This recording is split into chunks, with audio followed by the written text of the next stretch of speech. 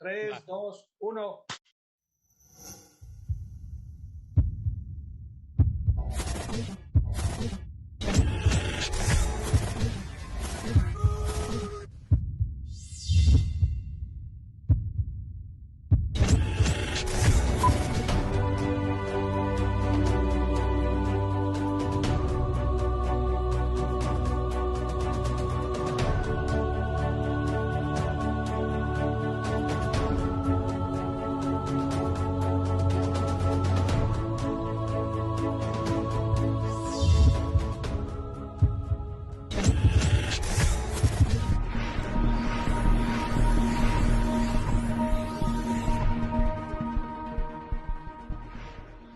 Amigas y amigos de Resistencia, bienvenidas y bienvenidos a esta mesa. Esta noche nos acompaña Enrique de la Madrid.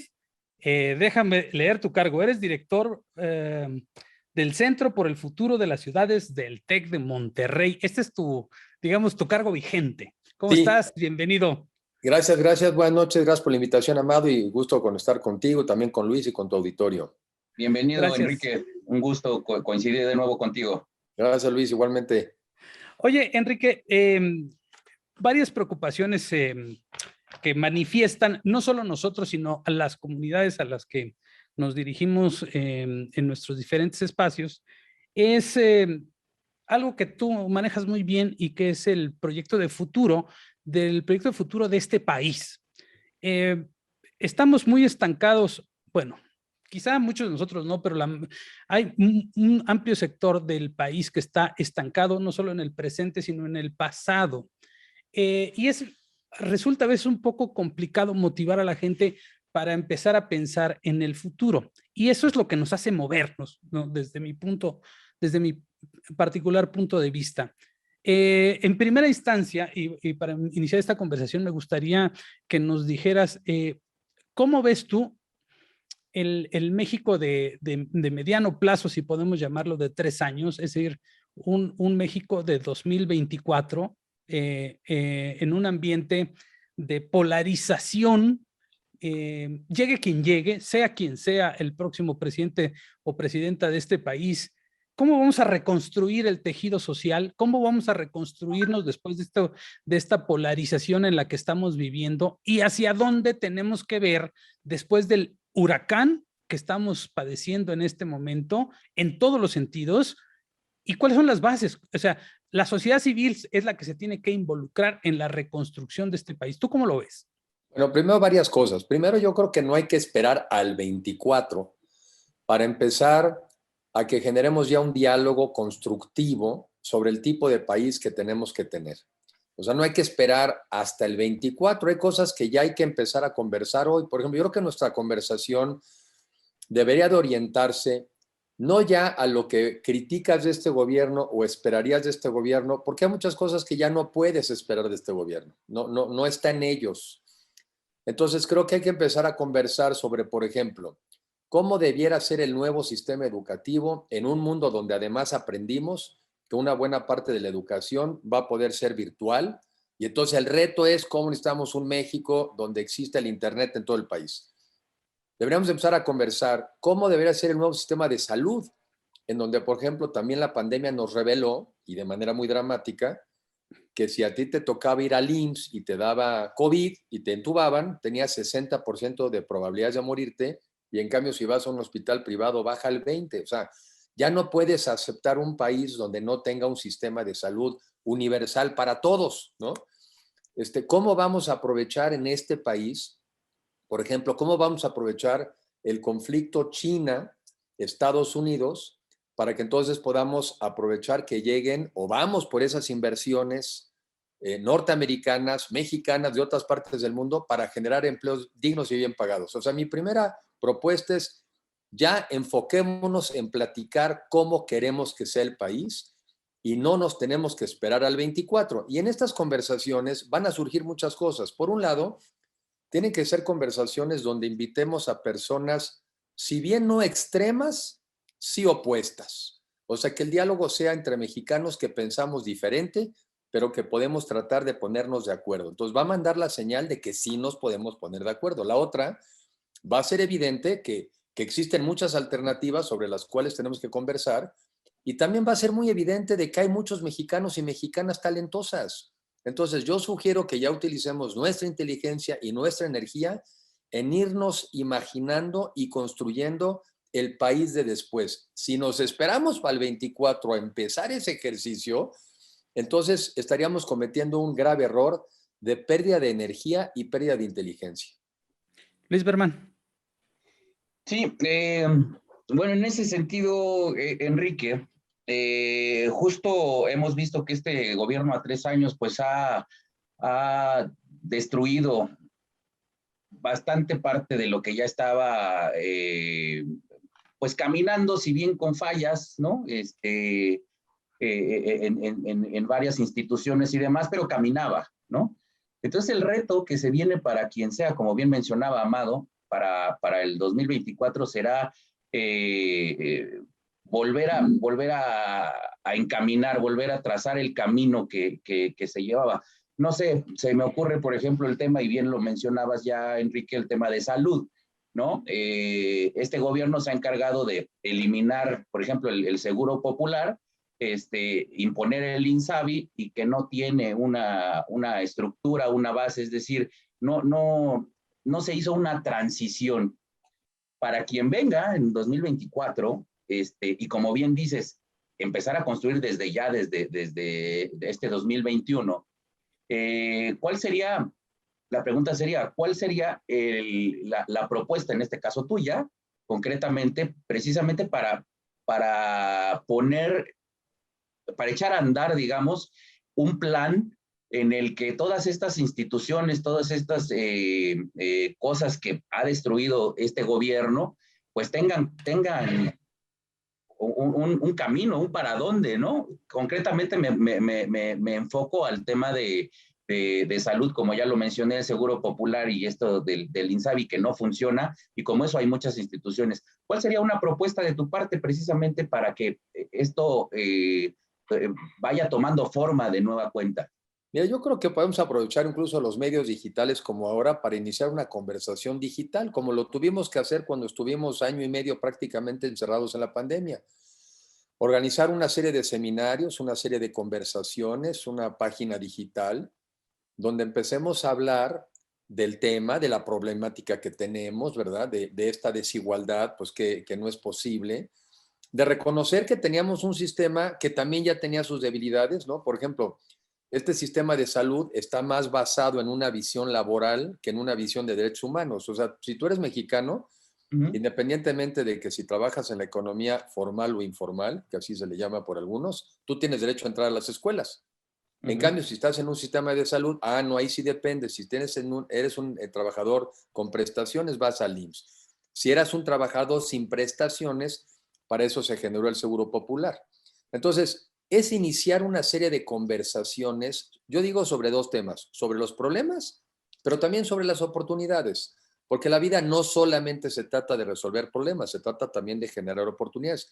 Entonces, iniciar toda una movilización de reflexión, de pensamiento, con diálogos, con especialistas, pero también con gente que tiene sabiduría de la vida, ¿no? Los saberes. Me gustó mucho cuando alguien me decía, es que no todo es especialistas, también la gente tiene saberes, simplemente por vivir tiene saberes.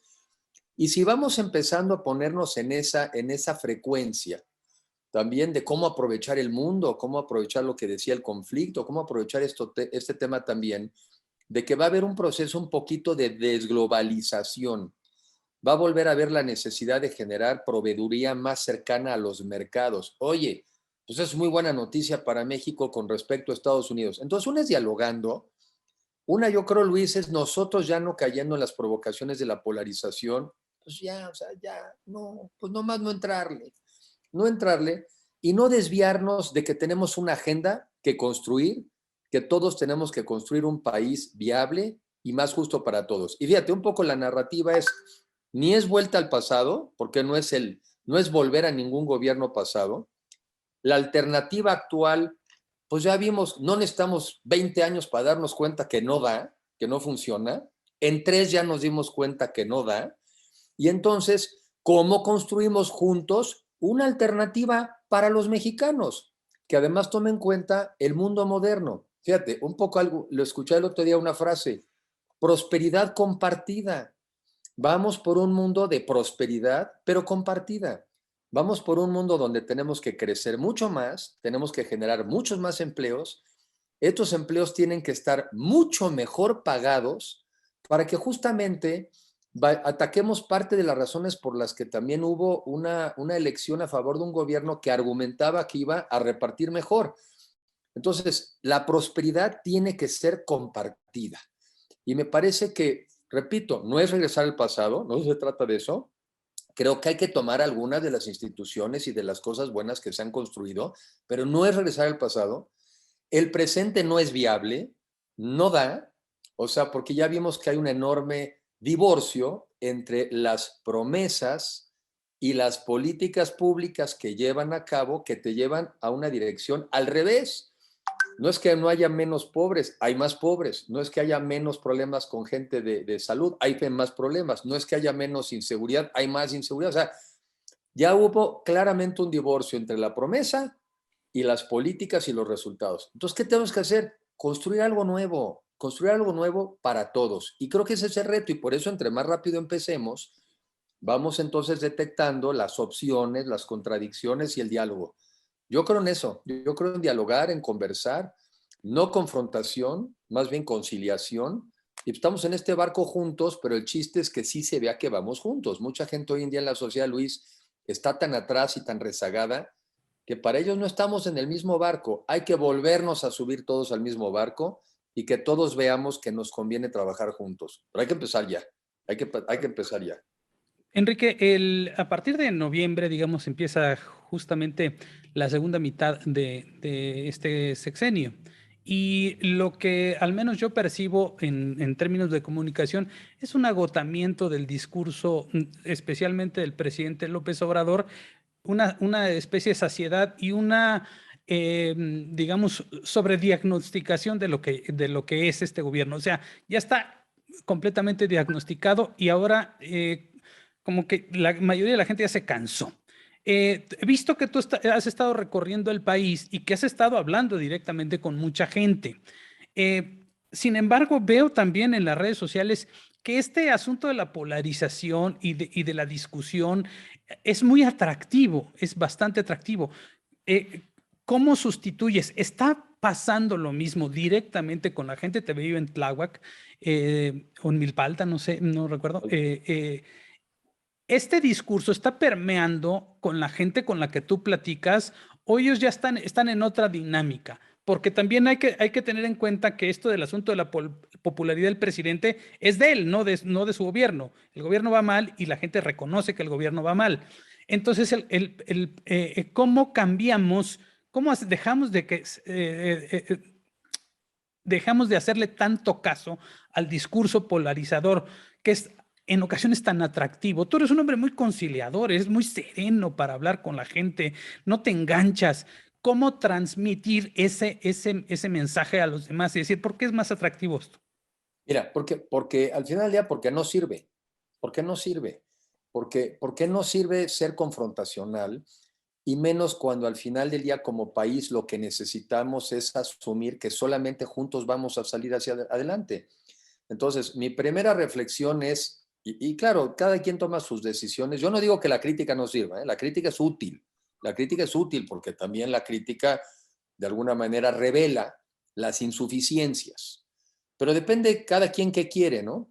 Yo lo que quiero es construir a una narrativa, construir algo común. Si quiero construir algo común, no me puedo poner del lado de la lucha de los contrarios. Al revés, tienes que buscar cómo construyes. Mira, ahora que, por ejemplo, estuve justamente en Milpalta, ¿cuáles son los problemas de las zonas donde viví, donde estuve? Y además, verdaderamente, la verdad se te salen las lágrimas. Feminicidios, violaciones, maltrato a las mujeres, zonas donde no hay luz y tienen que pasar de noche a oscuras. Claro, eso no lo vamos a resolver con un monopolio de Estado, ¿eh? Digo, nomás para que no vaya a ser, ya ve, falta luz, entonces monopolio de Estado. No, por cierto, ahí hay unos cielos maravillosos que podrían estar utilizando energía fotovoltaica y no pagarán un peso de luz, ¿no? Inseguridad, falta de empleo. Mucha de la gente ha sido corrida de la ciudad y se va a invadir zonas que son de conservación porque no les alcanza el dinero. O sea, en ningún momento en la conversación, y sí sabían que estaban hablando con alguien que había sido secretario de Turismo. Por lo menos eso sí lo sabían, ¿no? O sea, no decían. En ningún momento una expresión de polarización, de ofensa. Yo les dije, yo vengo a escuchar los temas que a ustedes más les preocupan porque lo que quiero es escuchar. Y entonces son estos, te digo, violencia, falta, ellos economía llaman, ¿no? O sea, lo que yo llamaría empleo, economía familiar, ¿no? La pobreza, la falta de alternativas. Por cierto, lo mismo de hace 3 años. Entonces, también el país del cual nos hablan hoy en día en los discursos no existe, porque la realidad es esa, ¿no? La pobreza, la falta de oportunidades, sigue siendo lamentablemente la de hace muchos años, y creo yo que por eso es a partir de la conciliación y de buscar nuevas formas de resolver problemas viejos. Por eso yo insisto, no es volver atrás, porque también hay que reconocer que no hemos logrado darle lo suficiente a un número enorme de mexicanos. Entonces también hay que reconocer que lo que hemos venido haciendo, no todo ha resultado. Lo que se está haciendo hoy, casi nada ha resultado. Entonces, pues, ¿qué tal si vamos pensando con inteligencia, sabiendo lo que no funciona, pero también lo que hay como posibilidades, encaminémonos hacia allá? Y por eso, en mi caso, yo no le entro al tema de la polarización, porque de lo que se trata es cómo nos sumamos, cómo coincidimos, no cómo nos dividimos. Por eso yo no le entro a ese tema. Luis. Sí, Enrique, no es secreto para nadie que has expresado tu intención para competir, digamos, en el 2024.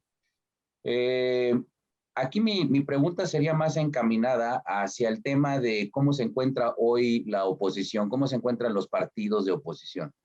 Creo que en general, tanto los propios partidos PRI, PAN, PRD, Movimiento Ciudadano, el que sea, incluso el que está hoy al frente del gobierno, cualquier partido, está muy golpeado, está muy falto de credibilidad. Los propios actores políticos están muy faltos de credibilidad. La gente ya no confía ni en los partidos ni en los actores políticos. El común de la gente dice, otra vez nos vienen a hablar de lo mismo, en años, décadas que nos han venido a prometer que ahora sí va a haber un cambio, que ahora sí es lo bueno, etcétera. En el caso concreto tuyo, yo he leído que has insistido mucho en defender esta alianza de Va por México, concretamente PRI, PAN, PRD, camino al 24. ¿Por qué insistir en ir de la mano con ellos? ¿Por qué no seguir otro camino? No sé, se me ocurre de pronto incluso hasta la vía independiente. Esa sería la pregunta. ¿Por qué insistir en esta cuestión de los partidos y concretamente de los partidos de oposición cuando definitivamente la gente ya no cree en ellos, ya la gente no quiere más de lo mismo? ¿Por qué no buscar otra vía, otro camino, Enrique? Sí, cómo no. Pues mira, primero sí hay que reconocer que yo creo que hay una crisis política en todo el mundo. O sea, hay una crisis y una enorme desconfianza hacia la política, hacia los partidos en el mundo entero, y México evidentemente no es la excepción.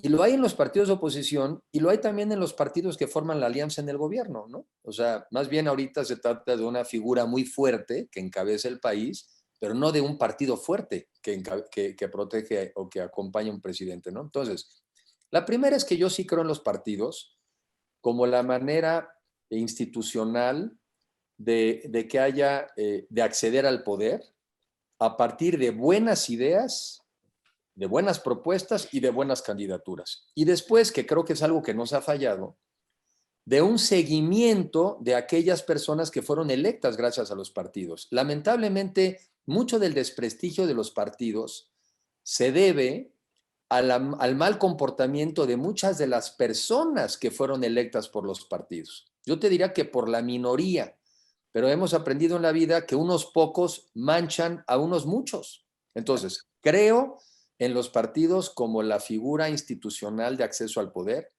creo en la democracia y creo que los partidos contribuyen a esa discusión. Creo que tienen que mejorar el nivel de propuestas, sin duda, tienen que ser propuestas más acordes con la realidad, y que no solamente sea la crítica hacia lo actual, sino ¿y qué me propones diferente? Pues ya sé que lo que está pasando no está bien. Y la tercera, digo, una mucho mejor selección de candidatos y candidatas, que muchos de ellos también pueden provenir de la sociedad civil, siempre y cuando esas gentes de la sociedad civil estén haciendo lo que se necesita para ser candidato, que es andar en la calle, tener propuestas inteligentes, porque tampoco ser ciudadano en sí mismo debe ser un privilegio, pues todos somos ciudadanos. Y esa es mi lectura hasta ahorita, Luis, que yo creo que la suma de los partidos de oposición, ahí te va otra, yo creo que hacia adelante van a ser gobiernos de coalición, un poco a la europea. En Europa más bien pasa en diferentes tiempos. Se postulan los partidos y cuando un partido gana mayoría pero no le alcanza para gobernar, hace alianza con otros para formar gobierno. Yo aquí digo que es lo mismo, estamos armando la alianza antes de la elección para formar gobierno. El otro día en una reunión alguien me decía, oiga, pero yo creo en la segunda vuelta. Le dije, esta es la segunda vuelta. La segunda vuelta es al final del día, cuando estos partidos se juntan para poder competir contra un partido en el poder y sus aliados, que también tiene aliados. Entonces, yo sigo creyendo en los partidos. Creo que es mejor institucionalizar la participación política, pero sí reconozco que tienen que fortalecer su propuesta de hacia dónde ir, ser mucho más selectivos en sus candidatos y candidatas. Y la tercera, Luis, verdaderamente volverse en auditores del trabajo de aquellas personas que fueron electas. El gran desprestigio muchas veces de los partidos viene del abuso y de la mala gestión de algunos de los gobernantes que salieron de ahí. ¿Y quiénes la pagan? La pagamos todos. Entonces los partidos a veces han sido omisos en ponerle límite a muchos de los candidatos que ganaron y después abusaron. Creo yo que es un tema más bien de dar ese giro a desaparecer los partidos o no hacerles caso. Y te puedo asegurar que con mejores resultados los partidos volverían a irse legitimando en la sociedad. Enrique, hay temas que son verdaderamente trascendentales y que se están tratando en el mundo en este momento. Hay una cumbre en Glasgow, en Escocia, sobre el cambio climático que parece ser una especie de última llamada, pero que parece estar como en la cúpula. Para el próximo año, el gobierno mexicano le redujo 8.7% al presupuesto de lucha contra el cambio climático. Mientras el canciller fue al G20 a pedir que los países ricos destinen 100,000 millones de dólares para el cambio climático. Eso me parece que se queda muy en la nube y la mayoría de la gente no tiene muy claro que esos temas son realmente trascendentales para el futuro del país, porque tienen que ver con pobreza, con hambre, con desigualdad, con migración. O sea, detonan el cambio climático, detona una cantidad de problemas para los países, sobre todo los países que en vías de desarrollo, y que no estamos socializando con la gente, no estamos haciendo consciente a la gente de lo que pasa. Quizá por eso es tan fácil introducir un mensaje como el de este gobierno, de una reforma eléctrica para que todo nos salga más barato, entre comillas. ¿Cómo le hacemos para socializar estos temas que son realmente fundamentales para el país y para el planeta y que parece como nomás de cúpulas, de élites?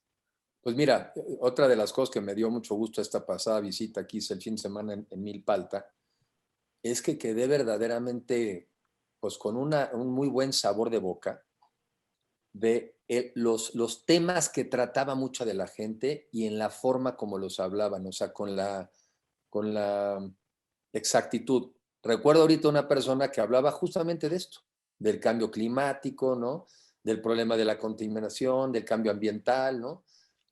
Veía yo ahí al lado una casa que tenía, aunque era una zona, seguramente era una zona, repito, de alguna invasión, pero estaba ahí el calentador con los paneles solares. Otro grupo de mujeres con las que platiqué que eran productoras de huevo, decían algo así como, no, aquí vienen unas personas y nos dicen que les echemos más de esto y lo otro, pero no, a nosotros nos preocupa que nuestro alimento sea sano, porque nos importa estarles dando alimento sano. Tú estás platicando de personas con un bajísimo nivel de ingreso, pero con un altísimo nivel de conciencia social. Entonces, y yo pensaba estas cosas también antes, después la pandemia un poco nos descompuso, pero yo pensaba esto cuando tengo muchas pláticas con estudiantes, y hace 2 años yo decía, es que están informados de los temas, están conscientes de las cosas. Entonces, tenemos un mucho mejor nivel y una mucho mejor base que la que nos imaginamos. Entonces, yo creo que ahora de lo que se trata es construir sobre esa base, asumir que sí lo entienden, y entonces con eso, pues también hablar de estos temas de precisamente por eso, en este caso un ejemplo, no es una buena idea la reforma eléctrica porque al revés dice que vamos a usar más combustóleo que energías fotovoltaicas y bla, bla, bla. Pero yo te quiero primero transmitir que hay más conocimiento del que uno piensa. Entonces hay que trabajar sobre ese. Es más, hay que asumir que lo hay. No obstante, hay que hablar en un lenguaje sencillo y claro, pero hay muchas más bases de lo que pensamos. Somos una población más educada. Justamente de las cosas que hemos logrado como país es que somos una población más educada. Casi 10 años de escolaridad promedio, o sea que andas por ahí de tercero de secundaria. Entonces, no, yo creo que ya no es un tema de las élites. Lo que a veces hay que puntualizar es, este tema eléctrico le pega al tema que a ti te importa, que es el cambio climático, y déjame hacerte la relación. No todo el mundo tiene por qué saber que hoy en día Pemex les sobra combustóleo, porque como tienen la obsesión, fíjate qué cosa tan rara. Ellos creen que la soberanía radica en que tengamos gasolinas hechas en México. Pues no les preocupa que no tengamos medicinas, por ejemplo, como si eso no fuera la soberanía. Les preocupa, ¿no?, que la electricidad esté en manos del Estado, pero no les preocupa el nivel de que la gente no tenga vacunas puestas. Entonces, ¿qué quiero decir? Que hay una gran base, lo que nos falta es explicar de manera más sencilla y no polarizante, de que estamos a veces en contra de ciertas cosas, no porque estemos en contra de un gobierno en sí, sino estamos en contra de las malas políticas del gobierno. Cuando sean buenas las debemos apoyar todos, son todos. Pero no, hay una mucho mejor base, Amado, mucho mejor base, y hay que aprovechar eso. Luis. Sí, justo de la mano, Enrique, hablando de la reforma eléctrica, y aquí ya voy a meter en un tema más concreto hacia los partidos y los legisladores. ¿A qué se debe que los legisladores priistas pongan en duda la reforma eléctrica que ellos mismos impulsaron en su momento y votaron en una administración anterior? ¿A qué se debe? O sea, estoy de acuerdo contigo que si bien hay fallas y demás, pues es para impulsar el país. Y hoy que se está proponiendo una contrarreforma eléctrica que a todas luces, como ya se ha comentado, es algo que lejos de ayudar al país, lo va a asumir en una crisis económica, incluso de un tema ecológico y demás. ¿Por qué estos mismos legisladores priistas, y concretamente me enfoco ahí, pongan en duda la reforma eléctrica que ellos mismos votaron, como ya mencionaba? Y de la mano, una segunda pregunta que tiene que ver, ¿qué opinión te merece el propio Alejandro Moreno al respecto? ¿No está siendo muy complaciente con este gobierno? Entonces serían 2 preguntas en una. A ver, la primera, primero yo creo que muchos de los legisladores de esta legislatura, pues muchos, aunque algunos sí, pues muchos de los legisladores de esta legislatura no estuvieron en la pasada cuando se dio la discusión eléctrica, pero algunos sí. Entonces yo creo que les falta, a mi juicio, hacer todavía un buen análisis de todas las consecuencias negativas que implicaría esta reforma, y por lo cual tomar la convicción de por qué sería dañina y por qué hay que rechazarla. Por ejemplo, quizá no todos saben pues todo lo que ha implicado que desde el 92 ha habido una serie de reformas, y luego la reforma en la administración pasada, para permitir una mayor participación del sector privado en el sector, que ha permitido, entre otras cosas, que llegue la electricidad al 99% de los hogares en México. O sea, si tú me estuvieras hablando de un sector donde es que la mitad de la población no tiene luz, bueno, pues platicamos, pero querer cambiar un sector donde el 99% de las casas tienen luz, quizá no lo saben algunos. Quizá no saben algunos de ellos que gracias a que también hay inversión privada, las empresas mexicanas han tenido energía accesible a un costo competitivo y eso les ha permitido competir en el mundo y generar empleos. Quizá algunos de ellos no saben o todavía no lo acaban de entender, que si nos aumentan los costos de la electricidad al sector industrial, pues muchas de esas empresas van a tronar, porque para muchas empresas la electricidad es el segundo costo más importante, antes incluso que el costo laboral.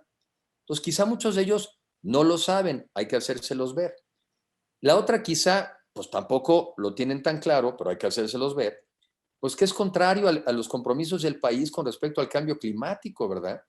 O sea, ¿cómo vamos a aceptar en un país que vamos a utilizar el combustóleo para producir electricidad en lugar de estar yéndonos de manera más acelerada y que 40 y tantos mil mexicanos mueren cada año de manera acelerada por problemas respiratorios? Entonces, yo creo que algunas cosas no las saben, porque si las supieran, no podrían ni dudar. Otra cosa que quizá no han pensado es que es una reforma política, es una reforma de control político. Si tú le permites todo esto tenerlo a una sola entidad, pues de repente un municipio que se ponga sangrón con el gobierno federal, pues le apagan la luz. O una empresa que no jale con el gobierno o sea crítica, pues le apagan la luz. Entonces, Luis, yo creo que a algunos nos toca darles esta información y decirles, ¿verdad que no tienes de otra más que votar en contra? Y mira, algunos dicen que hay que negociar. Yo soy un negociador nato. Pero, por ejemplo, si yo sé que el aumento de los costos de la luz a las empresas va a implicar desempleo, ¿cuál va a ser la negociación? ¿Cuánto desempleo aceptamos? ¿Esa es la negociación? Si yo sé que el desempleo te lleva a más pobreza, ¿qué vamos a negociar? ¿Cuántos pobres más aceptamos? Si yo sé que genera problemas de salud y muerte, ¿qué vamos a negociar? ¿Cuántos muertos más o menos aceptamos? Y la última, si yo sé que es una mala idea un sistema y un gobierno más autoritario con más control, ¿qué vamos a negociar? ¿Cuánto autoritarismo sí o no? Hay cosas en la vida que si las tienes claras no se negocian. Probablemente falta darles información para que las tengan más claras. Estoy seguro que con ideas claras estas cosas no se negocian, Luis. Claro. Enrique, tú estudiaste en la Universidad Nacional a principios, mediados de los años 80. Una universidad que pues le ha dado cabida a todo mundo. Recientemente hemos visto cómo el presidente arremete contra algo que es un símbolo de este país. Me llama la atención varias cosas en ese sentido y así como Luis, dos preguntas en una. En ese momento también tú eras hijo del presidente de la República. ¿Cómo es estudiar en una universidad pública siendo el hijo del presidente de la República? ¿Y cómo era la relación? O sea, ¿cómo un joven adolescente lleva eso de ser hijo de un presidente de la República y, digamos, puede sobrevivir con prestigio hasta este momento? Porque casi siempre los hijos de los presidentes de la República siempre andan, cuando menos en series de televisión, ¿no? ¿Cómo fue eso? Eso es muy interesante, el hecho, y nunca te lo he preguntado, la verdad. Pues mira, varias cosas. Yo tenía la duda entre estudiar Derecho y Economía, siempre la tuve y pues ahí ando en la vida y sigo igual. Opté por estudiar Derecho y entonces más bien luego la alternativa era dónde, ¿no? Y también en ese entonces pues ya estaba el Estado Mayor Presidencial un poco con la preocupación del tema de la seguridad de ir a la UNAM, ¿no? Pues porque finalmente desde el punto de vista de protección les implicaba más riesgos. Pues acabé decidiéndome ir a la ciudad universitaria, a la Facultad de Derecho, pues con el apoyo, ¿no? En ese entonces, mi papá, pues órale, si es lo que quieres estudiar, vas para allá. Y ahí yo aprendí, porque yo creo que fueron pues, de mis primeras experiencias. Quizá la primera fue la campaña, acompañar a mi papá en su campaña. Pero ya la segunda fue la UNAM. En la UNAM está representado México. En la UNAM ves la pluralidad de México. Y estaba justamente en una de las clases, no recuerdo cuál, pero me acuerdo sí físicamente porque yo siempre me sentaba un poco a veces hasta atrás. Tenía el mal hábito de sentarme atrás y ahí ponerme a ver. Al lado de mí estaba el hijo de un ejidatario de Topilejo. Entonces, pues en ese entonces a mí me tocaba, era el hijo del presidente y al lado estaba el hijo de un ejidatario. Y esa es la UNAM, ¿no? Y ese es México. Y ese es el México en el que tenemos que aprender a vivir. Por eso yo no creo en las polarizaciones, por eso no creo en las caricaturas. porque yo mismo no lo he hecho con nadie, ni quiero que lo hagan conmigo. Y yo creo que tuve la mejor educación que pude haber tenido, porque no les voy a decir, lo tengo que decir. Me ayudaron a seleccionar a los mejores maestros, no los que me iban a pasar. Esos, pues no son los mejores maestros. Me ayudaron a seleccionar los mejores maestros que había en ese momento y acabamos haciendo un grupito, porque yo iba a las 7 de la mañana, pero por ahí de las 10, pues ya muchos alumnos se iban para trabajar y yo me seguía. Yo iba como de 7 a 1, porque había yo entrado un semestre tarde por haber acompañado a mi papá a la campaña. Entonces después traté de reponer y en lugar de tomar 4 materias por semestre, tomaba 6. Acabé haciendo la carrera en 4 años en lugar de 5.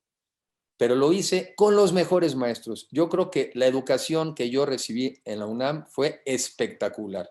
Y al mismo tiempo aprendí esto, pues el respeto, hombre. Uno no escoge dónde naces, pero sí escoges qué haces con el lugar donde naces. Y por eso, bueno, yo estoy muy agradecido con la UNAM y me parece que es una gran universidad y me parece que la academia y el intelecto y la ciencia es algo que nos ayuda a progresar a todos. Y ojalá cada vez más mexicanos pudieran tener acceso a la educación, porque ahí sí yo creo que no tiene que ser elitista. Ahí sí yo creo que entre más entren, mejor. Sí creo que después tienes que certificar que tienes conocimientos, porque si no el mundo lo que acaba haciendo es que discrimina y dice, pues saldrás con título, pero si no sabes lo que tienes que hacer, pues no tendrás trabajo. Pero a mí la UNAM me pareció una gran escuela, es una gran institución y para mí todo mi agradecimiento y mi respeto. Y ahí aprendí, además, a afianzar el respeto por los demás y un trato digno. Si tú tratas a la gente con dignidad, la gente te trata con respeto. Para ir cerrando, mi estimado Luis. Sí. Una última pregunta, Enrique. Hemos visto durante este sexenio, o en lo que va del sexenio, estos 3 años,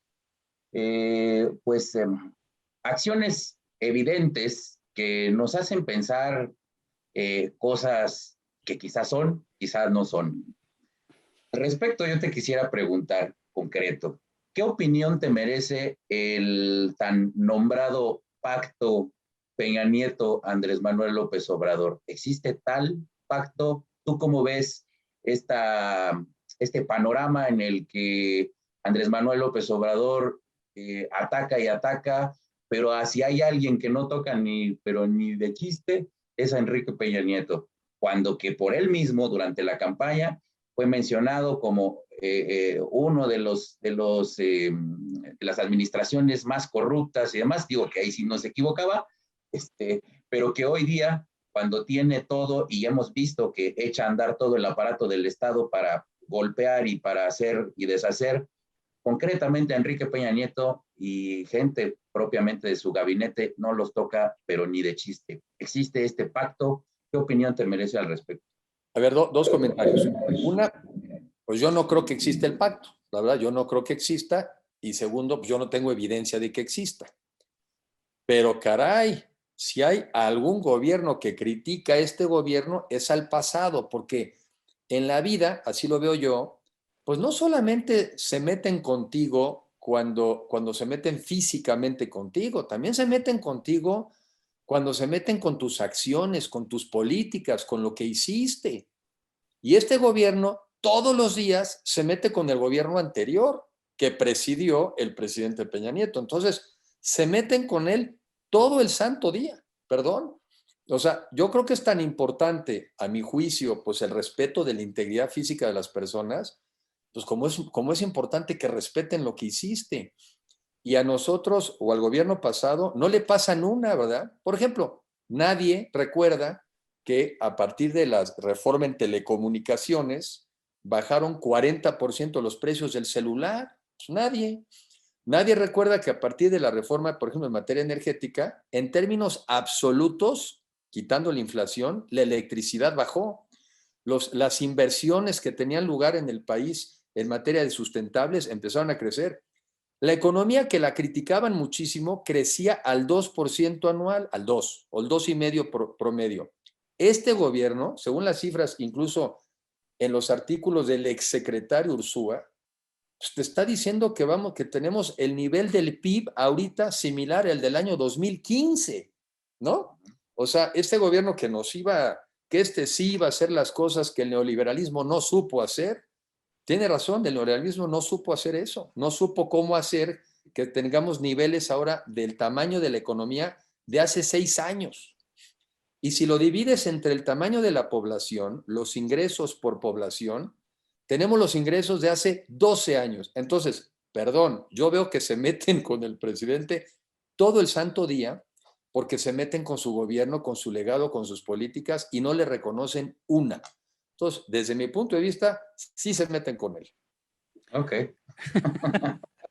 Oye, Enrique, antes de concluir, nada más déjame pedirte, por favor, que, pues ya sea tú, si tienes tiempo, o alguien de tu equipo, revise los comentarios de esta transmisión, porque esta comunidad a la que vamos nosotros es bastante robusta, está en búsqueda de información, comparte muchas ideas que son muy ricas.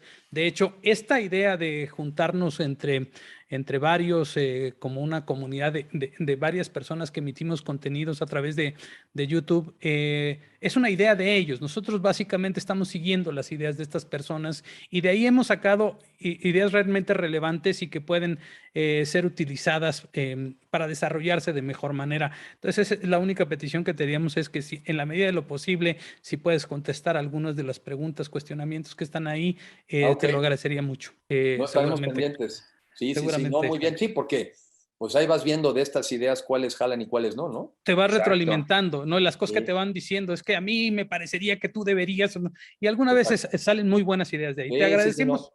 Te agradecemos de antemano mucho esta conversación y te pediríamos que pudiéramos ir teniendo con cierta periodicidad en algún momento para renovar sobre los temas que estamos tratando, los temas relevantes para este país.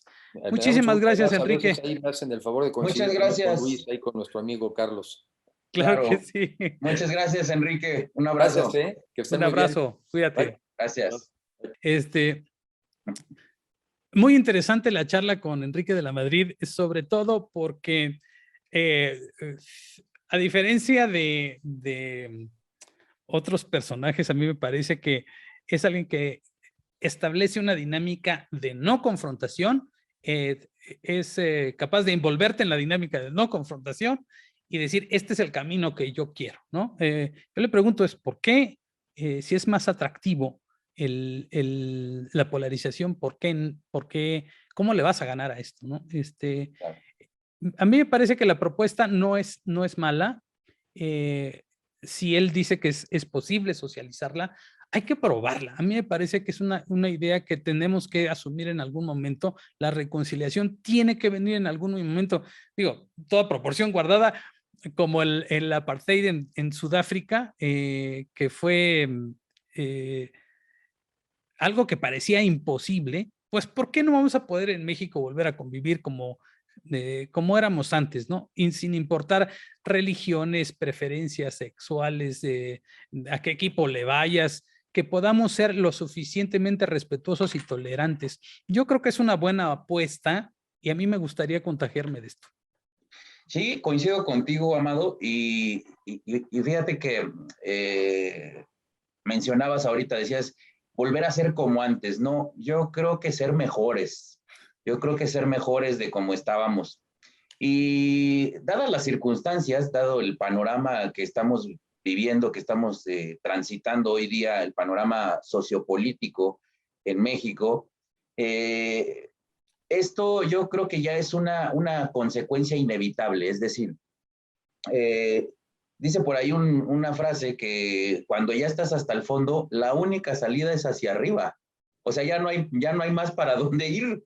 Entonces, creo que hasta cierto punto esto que nos está sucediendo, este gobierno, esta forma de querer someter a la sociedad, a diferentes partes de la propia sociedad, lo que está haciendo es precisamente llegar a un punto en el que ya no hay más para dónde. O sea, estamos tocando fondo, como se llamaría en términos de la gente que tiene problemas de adicciones, ¿no? Estamos tocando fondo. Entonces, la única vía hoy que tenemos es para arriba. Entonces, esto que propone Enrique me parece interesante, porque algo que hay que reconocerle es que tiene Sí. oficio político, y esta parte de conciliar, de querer entablar este diálogo el que ya mencionabas, que él mismo nos compartió, me parece que es la vía. Es decir, esta polarización, estar, yo te digo, tú me contestas, ahora yo le voy a subir 3 rayas y entonces yo le subo 5, evidentemente no nos está llevando a nada, porque finalmente lo que la sociedad quiere, lo que la sociedad exige son propuestas reales, son acciones contundentes, ¿no? Entonces, me parece que esta forma de querer hacer política, de invitar al diálogo, de invitar a la reflexión, ¿no? Y de tratar de que la gente vea el tema de la política desde otra perspectiva, me parece el camino. Ojo, no será fácil, definitivamente no será fácil. Yo por eso le mencionaba, ¿no? Y le preguntaba acerca de los propios partidos políticos. O sea, los propios partidos políticos carecen de credibilidad, carecen de fuerza hoy día, y más los partidos de oposición, concretamente la alianza PRI-PAN-PRD, creo que ha sido bastante golpeada desde que se formó, digamos, ¿no? Entonces, va a ser un tema, va a ser un reto importante, pero creo que sí, si nos vamos por la vía del diálogo, por la vía de la reflexión, se pueden lograr cosas interesantes. Habrá que ver qué opina nuestra audiencia. Como bien le comentabas a Enrique, qué es lo que ellos nos comentan, nos comparten, porque finalmente, pues sí, es un termómetro tanto para ellos, nuestros invitados, la gente que son los actores políticos, como para nosotros como comunicadores, y es un buen termómetro para darnos cuenta, pues ahora sí que qué es lo que quiere la gente, qué es lo que quiere la sociedad, ¿no? Entonces, Fíjate que lo que comentaba es que justamente en estos últimos, digamos, estos últimos 15 días, lo que he visto es ya un agotamiento, no solo del presidente y de su discurso, sino también de las audiencias, que ya te obliga a hacer esta separación entre el presidente como tal, que sigue gozando de mucha popularidad frente a su desempeño como gobernante. Quizá esta separación tendría que hacerse ya y empezar a revisar más bien el ejercicio de su gobierno, más que a él como persona, porque a él lo van a seguir amando, haga lo que haga y deje de hacer lo que deje de hacer. Está fanatizada con él. El asunto no es con él, sino es con su gobierno. Saquémosle las cuentas, ¿no? Sus resultados, sus funcionarios. Por ahí creo que está justamente esta evaluación. Y a mí me va a gustar mucho ver cómo Enrique de la Madrid se mueve entre tiburones, porque lo que vamos a ir viendo rumbo al 2023, que es el tiempo de las definiciones, es como un personaje como Enrique que le apuesta a como dé lugar a la no polarización y a la propuesta, puede sobrevivir en un mar en donde parece que lo que paga, al menos en redes sociales, en likes, en vistas, es quien hace bajezas más grandes, ¿no? De pronto criticábamos algunas cosas que dices, bueno, a mí personalmente me sacó mucho de onda ver a esta diputada panista llevándole una lápida al secretario de Salud. Y digo, es que no lleguen hasta allá, no se me vuelvan chairos, pues, ¿no? A eso voy, o sea, de pronto siento que eso termina pasando y a veces me desespera, ¿no? Leía la columna de Jesús Silva Herzog, de decir, Claudio X González haciendo listas, de pronto nosotros mismos estamos tentados muchas veces a entrarle a las luchas en lodo. Quizá puede ser un parteaguas para decir, bueno, y si empezamos a construir y nos empieza a dar resultado, si empezamos a proponer, si la gente quiere ya hacer algo, además de seguir diagnosticando al presidente, me parece que podríamos encontrar una beta de cómo empezar a construir desde este momento el país que queremos, cuando menos dentro de 3 años, ¿no? Claro, no, pero fíjate que es bien importante lo que mencionas, Amado, porque yo no sé tú en tu canal, en tus redes, pero por lo menos yo en las mías he notado mucho que la audiencia de pronto también le gusta esto, lo que dices, ¿no? La lucha en lodo. Sí. Está ávida de sangre, ¿no? Métale la mano. Me acuerdo de un fragmento de una película de Tintán, si no estoy equivocado, en donde hay un personaje que incluso se llama Ranilla, y entonces se arma el pleito de la vecindad, y entonces este personaje, cada que lo toman, dice, quiero ver sangre, quiero ver sangre. Entonces, me parece que hemos llegado a un punto en que la sociedad, eso es lo que quiere. Por ejemplo, te decía de las redes, porque yo he estado viendo mucho este tipo de comentarios en el que decía, es que esa diputada, ¿no? O esa senadora, o tal diputado, o tal personaje, es el único que le ha hecho frente al presidente y le dicen las cosas a la cara, o a los senadores, o a los diputados de Morena, etcétera, ¿no? Que los confrontan y que les dicen, digo, ahí está, por ejemplo, el caso de Lili Telles, por mencionar uno, ¿no? Que si bien lo que ella da como argumento es muy válido y tiene base, tiene sustento, de pronto creo que ha caído precisamente en eso, ¿no? De pronto como en la exacerbación, ya llegando al límite, ¿no? De decir, a ver, y ahora vamos a ver quién puede más y quién grita más, ¿no? Quién alza más la voz. Entonces, está bien, pero, o sea, sí está bien eso, pero yo creo que con cierta moderación también, ¿no? O sea, no porque alguien se confronte, no porque alguien de pronto tenga esta actitud, digamos, de incendiar, digamos, ¿no? De soltar madrazos a diestra y siniestra, no precisamente quiere decir que ese sea el camino, porque yo creo que al final eso es estar dándole la razón en este caso al López Obrador, porque eso es lo que quiere, eso es lo que busca, es su, su forma de vivir la política. Desde que él empezó, desde que tenemos conocimiento de que él forma parte del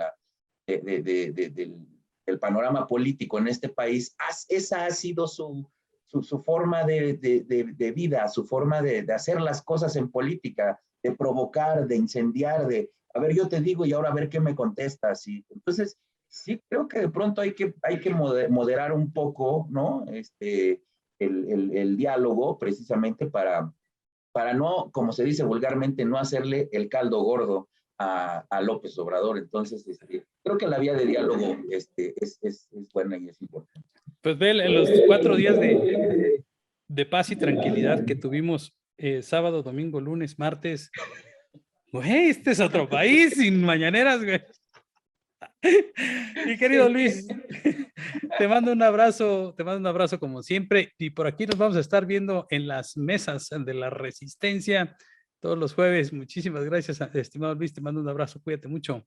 Muchas gracias a ti, Amado, y para la audiencia, que seguro nos van a estar preguntando, todavía están aquí los demás integrantes de la Resistencia, Ricardo Alemán, Marco Levario, el Troll, etcétera, pero ustedes entenderán que por nuestras agendas, de pronto tenemos que adaptarnos, ¿no? Entonces, a la agenda del entrevistado.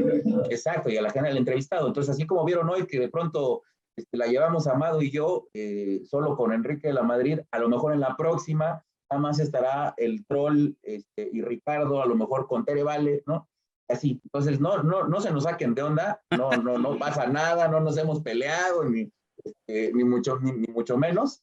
Entonces, muchas gracias a toda la audiencia que hace favor de acompañarnos y de apoyar este proyecto de la Resistencia. Así que les mando un gran saludo, muchas gracias.